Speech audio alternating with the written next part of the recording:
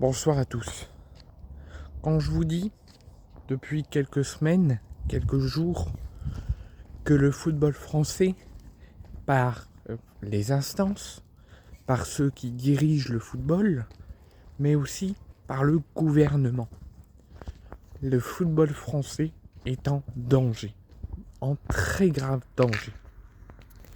Je pense, on en a déjà parlé ensemble, et je pense que vous l'avez sûrement entendu dans la presse, dans les journaux, dans les chaînes de sport français, que le ministre de l'Intérieur, Bruno Retailleau, menace de faire disparaître le football en tout genre, mais aussi le football français. On a parlé d'une possible dissolution des groupes d'ultra de supporters, notamment de Saint-Étienne, des Magic Fans, donc des deux COP de Saint-Étienne, notamment de Strasbourg. En fait, que des groupes d'ultra qui font vivre le football, qui font vivre l'ambiance dans leurs stades respectifs et qui montent l'ambiance dans le football actuel.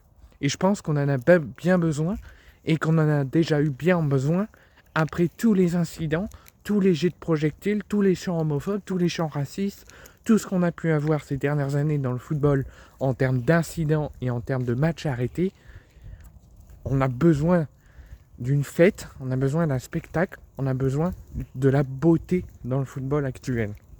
Mais ça, bientôt, quelques clubs l'auront encore, mais dans son intégralité, certains clubs ne l'auront plus. Après potentiellement le Paris FC, après potentiellement Saint-Étienne, après potentiellement Strasbourg et tant d'autres, dont la ministre des Sports actuelle s'était présentée à Bollard ce week-end pour tout faire pour rétablir l'ordre dans les tribunes, pour refaire revenir la fête du football. Mais moi je suis désolé, madame la ministre, monsieur le ministre, si vous faites disparaître les groupes d'ultra que vous voulez dissoudre, vous nuirez au football. Et c'est pas nuire à l'ordre public, nuire à l'intérêt public que vous voulez combattre. C'est nuire au football et nuire à l'ambiance de football.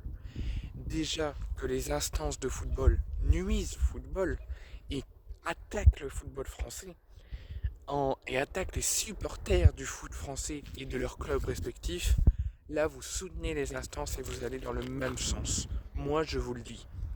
Et je suis désolé, j'espère que ça se fera. Si ça s'officialise et que les groupes d'ultra qui sont menacés d'être dissous se sont dissous et qu'ils disparaissent, j'espère que les clubs dont leurs groupes d'ultra ne seront pas concernés par cette sanction et ne seront pas dissous, j'espère qu'ils s'uniront avec les groupes d'ultra qui eux sont dissous pour faire éteindre le football. Quitte à faire des huis clos dans tous les stades pendant un certain moment, quitte à faire, remplir le stade, mais avec une grève de l'intégralité du match, ou une mi-temps de grève, pour vraiment refaire revenir le football à sa place. Pourquoi ? Ça m'énerve parce que moi je veux voir la beauté du football, je veux voir que le football qu'on va laisser à notre génération soit bon. Je veux retrouver le football de l'époque, qui malheureusement ne sera peut-être jamais retrouvé. Et je veux continuer à avoir une fête de football.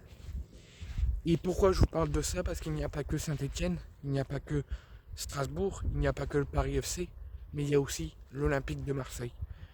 On n'a pas les noms, mais certains groupes d'ultra, de membres de groupes de supporters d'ultra des deux virages de l'OM, pourraient être également dissous et seraient dans le viseur de Bruno Retailleau.